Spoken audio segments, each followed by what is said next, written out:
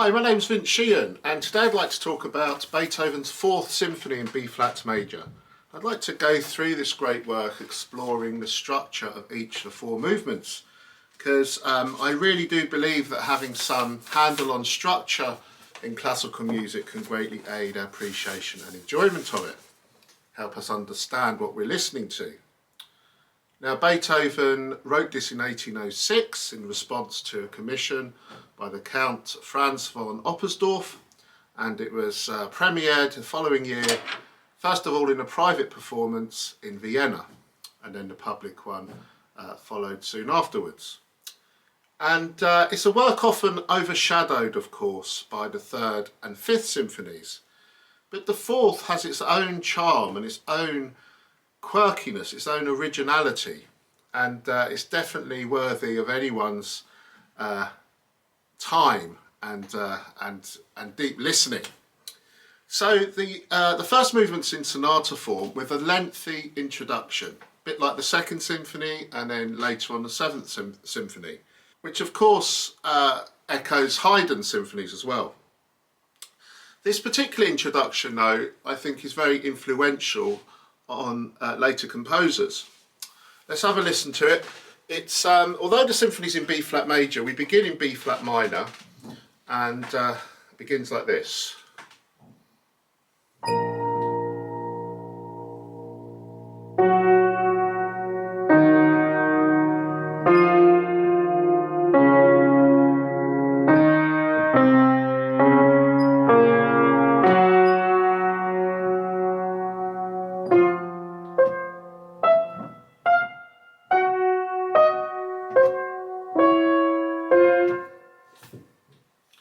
Music with this kind of veiled, misty quality to it. And listen to the beginning of Mahler's First Symphony. There's strong parallels there, isn't there? Clearly a massive influence on that work. And also there's a passage in Brahms's Second Symphony, another example, where the finale of that work, you can hear another passage which definitely takes a leaf out of its book from here. This is music which seems to grope around in the darkness, seems to be looking for a point of light. And eventually that light is found. We have this blazing climax in this introduction where the whole orchestra comes in fortissimo. The music switches to allegro, we have these flourishes, and then we're into the first subject. We're now in B flat major. And we have this tune.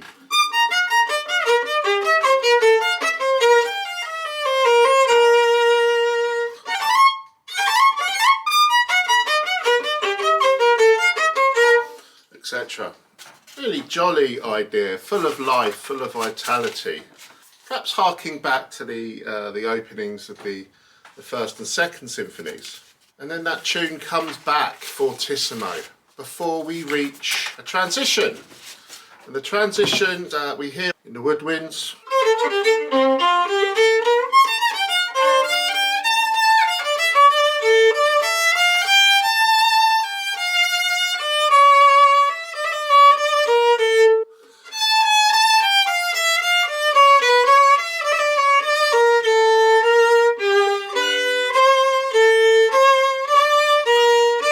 Etc. These kind of minims creep up the scale before we eventually reach the second subject and the dominant F major. We hear in the clarinets.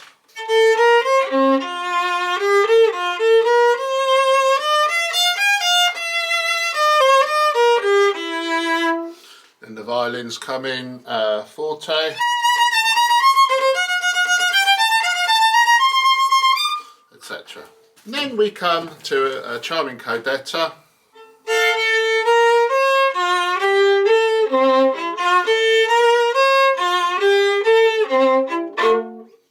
And then quite more often than not you'll have the exposition repeated. The development brilliantly works out what we've heard already. We begin with that opening motif for the first subject, which seems to run through several keys.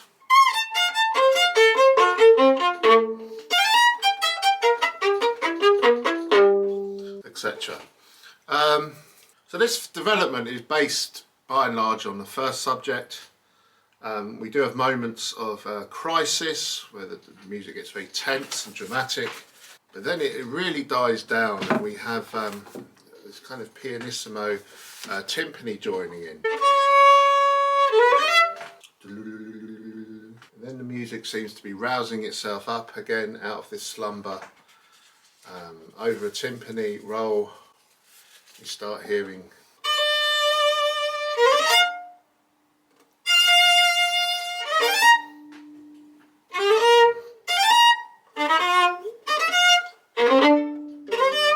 swaps between the first and seconds, before eventually we come to this fortissimo climax again, and we're back into the first subject. We have the transition again, the second subject, this time of course in the tonic. We have the Codetta, and after the Codetta we have a Coda based on the first subject.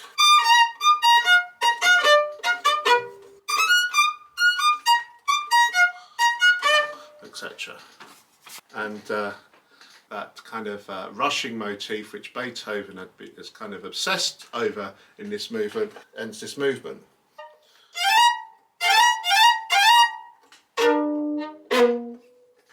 The second movement, the Adagio, is essentially a lyrical sonata rondo movement. It's in E flat major. We begin with this idea.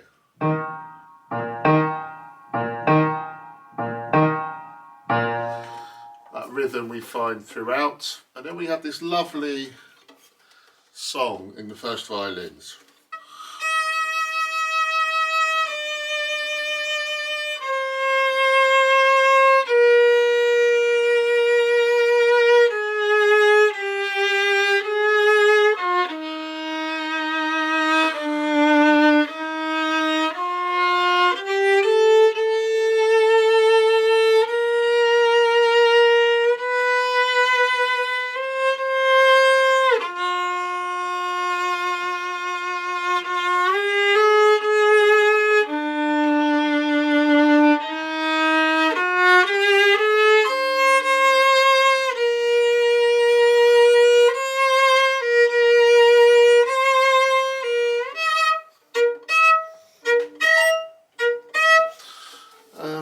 Lovely movement this.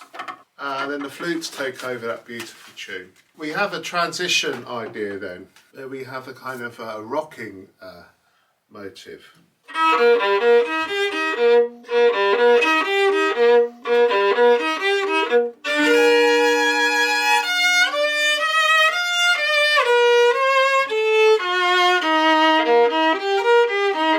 That kind of thing. In a rather beautiful way, we come to the B section, where this coronet line, just before this new section, floats up in the air in this rather weightless way. And then we have this idea.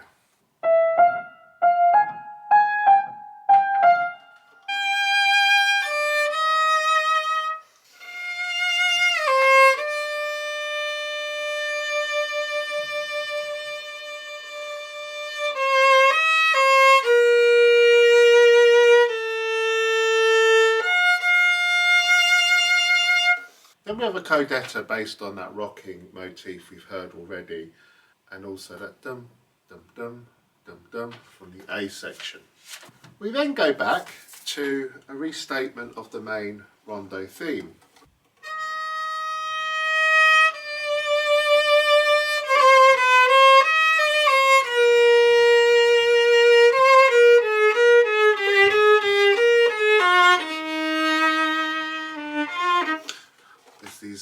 These embellishments. Then we go into a development section which I label as C, and by the way the structure for each of the movements is laid out below in the description of the video. And we start with a slowed down minor key version of the main theme.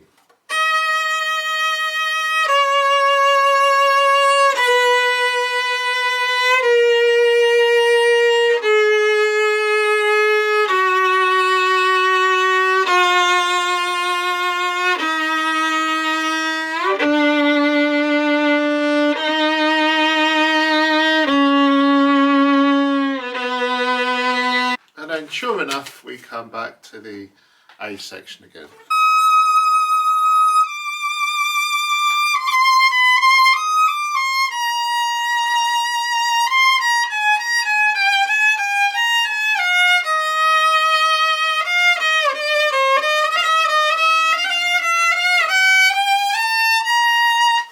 We have the transition again with that rocking motif. We hear that lovely clarinet melody, again the B section for the last time, before we have a coda, which is rather dramatic. The music fades away based on the main melody, before we have this fortissimo eruption, and we have the timpani just doing that boom, boom, boom, boom, boom, boom, boom, and then we finish with the cadence at the end. The third movement, the Minuetto Allegro Vivace, is my favourite dance movement out of all of Beethoven's symphonies. I just think it's so surprising in terms of its harmony, in terms of its sudden slides in and out of key. I just think it's wonderful.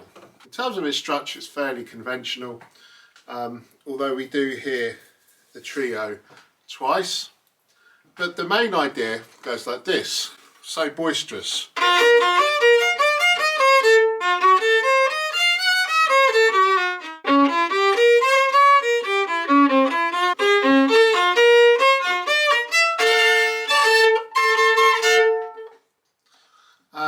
Just terrific. Already in those opening bars, we have those meandering lines in the clarinet and bassoon. Then we have this bit. My goodness me, what's happened here? We've gone into D flat major. So we began the movement in B flat, and then we've gone to D flat. What a marvellous change.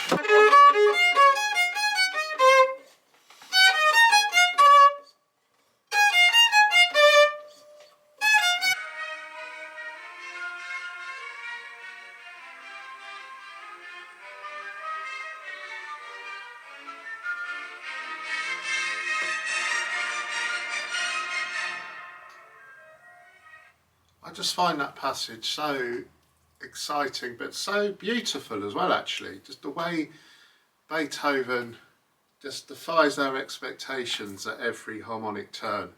I just think that's really wonderful. We then go back to the beginning, as we just heard, the B flat, the main idea. And then the trio, more stately, like this.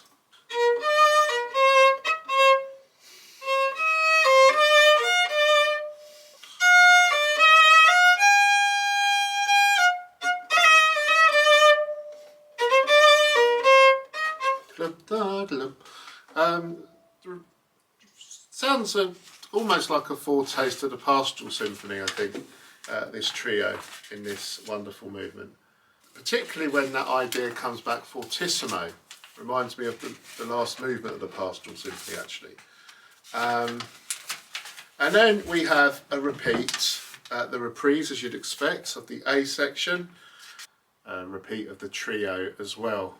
And then we have a return to the A section, of course, which rounds this wonderful movement off. The last movement, the Allegro Man Troppo, is a delightful sonata form movement, kind of a comic opera fun about it. A bit like perhaps the second symphony, the finale of that work. The first subject goes like this, the scurrying figure.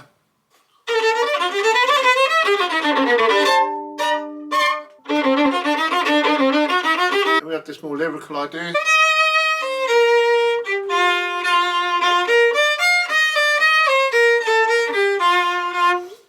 And then the transition starts like this.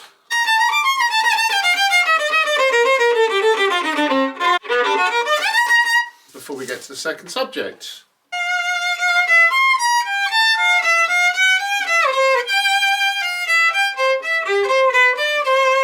then this kind of light-hearted feel to it is extended by this.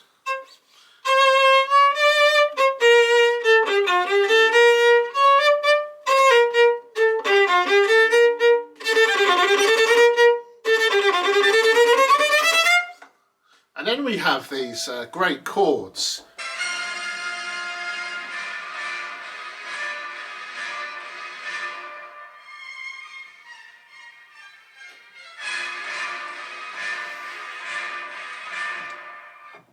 I love that bit. And then we have a Codetta, which goes like this.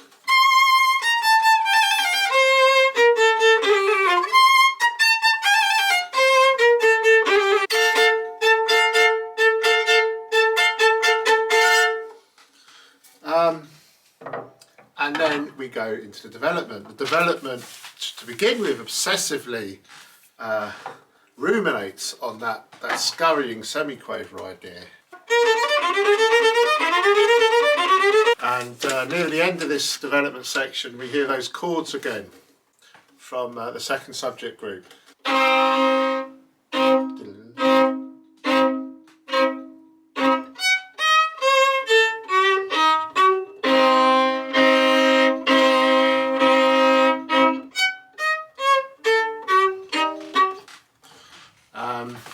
And then eventually we're back to the first subject for the recapitulation, and I love this recapitulation. It begins with the solo bassoon line in such a humorous way.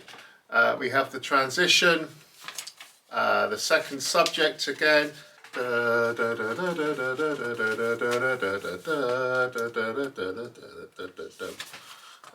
have the Codetta, and then we have a coda based on that first subject, semiquaver idea,